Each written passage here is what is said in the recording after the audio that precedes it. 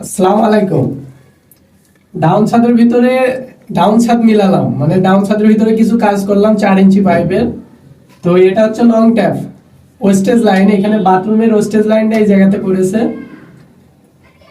তো অনেকে প্রশ্ন করে যে ভাই আপনি ডবল ব্যান্ড খাইয়ে কেন সাইফিন লাগান, আপনি তো নিচ দিয়ে ডাইরেক্ট দিলে পারো কিন্তু হয়ে যায়। ডাইরেক্ট যে এখানে টি ছেড়ে আমি যদি নিয়ে এসে এটা শর্টটা লাগিয়ে দিতাম হয়ে যেত না, এটা কিন্তু হয়ে যেত।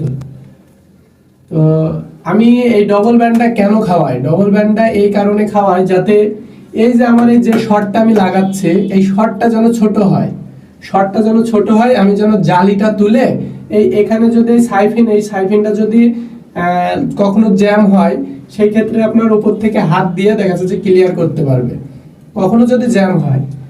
আর নিচ দিয়ে দিলে, বিমের নিচ দিয়ে দিলে ডাইরেক্ট যদি সাইফিন লাগাই আমরা সেই ক্ষেত্রে